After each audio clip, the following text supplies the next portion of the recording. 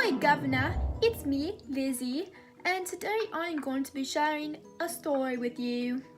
In particular, that story is how me and my husband met, and when he called me ugly.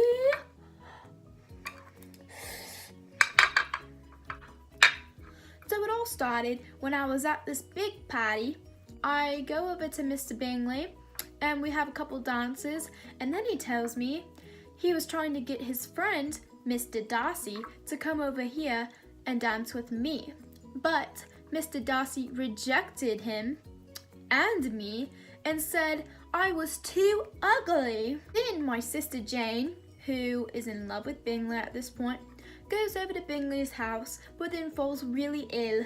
And so I go over to Mr. Bingley's house to comfort her. And guess who's there? Mr. Darcy.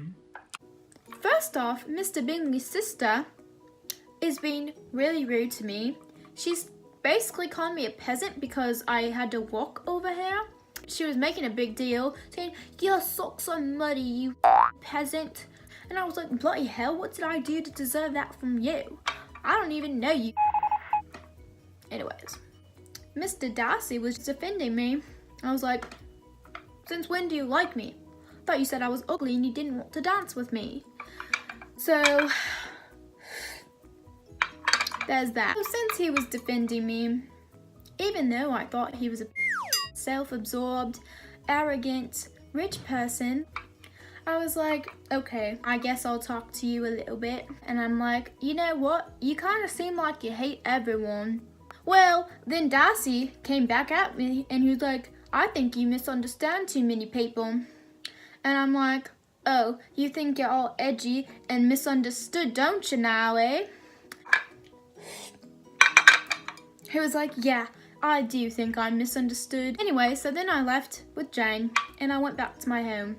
Then I go to another party. I just go to so many parties. And then I meet this man named Mr. Wiccan, and we have a couple dances, and then all of a sudden he just starts going off on Mr. Darcy, and he's like, oh, this man's horrible, he ruined my life. And I'm like, oh my god, I hate him too. Wow, I have so much prejudice towards Darcy, and now you're just amplifying my prejudice, even though I have no reason to trust you. So then I go over to Mr. Darcy and I'm like, hey, you know what? I actually hate you and you're horrible. Mr. Wickham said so. And then Darcy was like, What? And then didn't say anything and walked away. So I was like, ha, got you.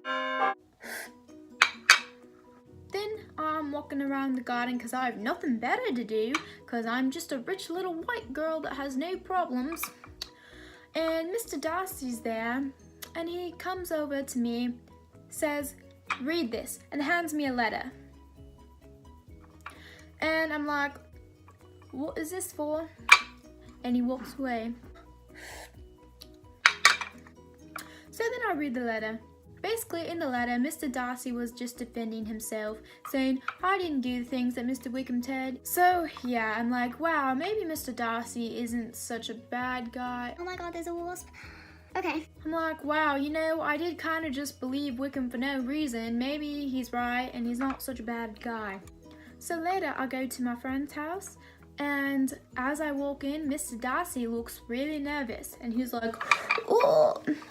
But of course, Miss Bingley is there too because she has the hot for Mr. Darcy. And at every opportunity, she's always trying to sabotage me and Mr. Darcy.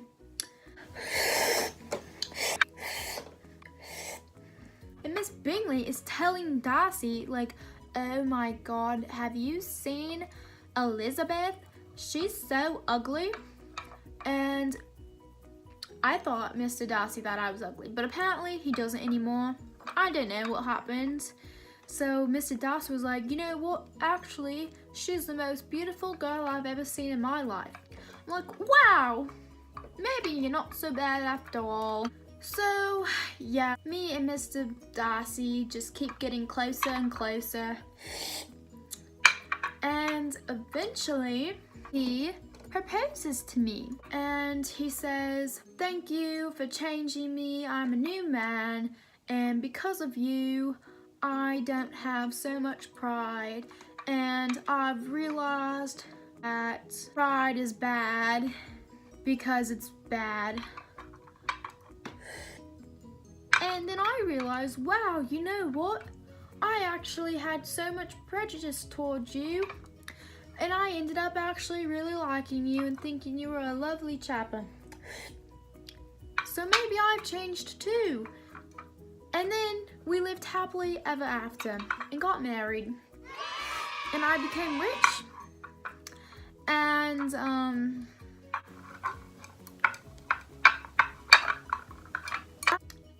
that really just goes to show you, if you want to prosper in life, you need to not have prejudice and not have pride. Because if you have prejudice, then you're going to turn down people that could actually end up making you rich in the future.